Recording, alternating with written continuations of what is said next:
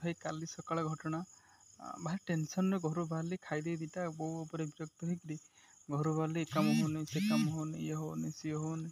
ବହୁତ ଟେନସନ୍‌ରେ ଘରୁ ବାହାରିଲି। କ'ଣ ଏତିକି ଦରମା କ'ଣ ଅଣ୍ଟିବ, କ'ଣ କରିବି? ଇଆଡ଼େ ଚାଷ କାମ ହେଲେ, ଇଏ ହେଲେ, ସିଏ ହେଲେ, କେମିତି ପଇସା ଇନକମ୍ କ'ଣ ହବ, ଇଏ ହବ। ଭାଇ ଟେନସନ୍ ଯେମିତି ଆମେ ଛୁଆବେଳେ ପଢ଼ିଥିବେ ହରକୁଲେସ୍ ଆଟଲାସ୍ ପୃଥିବୀକି ମୁଣ୍ଡେଇକି ଧରିଥିଲେ। ସେଇଭଳି ଭାବରେ ମୋ ହାତରେ ଏମିତି ମୁଁ ଭାବୁଛି ଏମିତି ପୃଥିବୀକି ମୁଣ୍ଡେଇକି ମୁଁ ଧରିଛି। ଏଇଭଳି ଟେନସନ୍‌ରେ ଗଲି ଡ୍ୟୁଟି କଲି ରଘୁନାଥପୁର ଆସିଲି।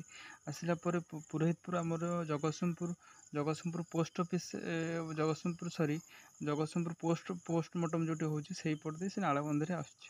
ନାଳବନ୍ଧରେ ଆସିଲା ପରେ ଦେଖିଲି ପୋଷ୍ଟମର୍ଟମ୍ ପାଖରେ ବହୁତ ଗୁଡ଼ିଏ ଲୋକ ଦେଖିଲି ଆମରି ବୟସକ ପିଲାଟେ ପୋଷ୍ଟମର୍ଟମ୍ ହିଁ ମହାପ୍ରଣୟ ଗାଡ଼ିରେ ଲୋଡ଼୍ ହେଇଛି। ତାକୁ ସେଠି ସମସ୍ତେ ବହୁତ ଲୋକ ଅଛନ୍ତି, ମୁଁ ବି ସେଠି ସେ କିଛି ସମୟ ଠିଆ ହେଲି, ତାକୁ ଦେଖିଲା ପରେ ଆପଣ ବିଶ୍ୱାସ କରିବେନି, ମୋର ସବୁ ଟେନସନ୍ ପଳେଇଲା। ସତରେ ସବୁ ଟେନସନ୍ ହିଁ ଧୋଇଗଲା। ମୁଁ କହିଲି ଲାଇଫ୍ ଭାଇ କିଛି ନାହିଁ, ଏତେ ଟେନସନ୍ ଭାଇ କାହିଁକି ନେବା, କର୍ମ ହିଁ କରି ଚାଲିବା। କେତେବେଳେ କ'ଣ ହେବ ଠିକ୍ ବି ନାହିଁ, ବୁଝିଲେ କି?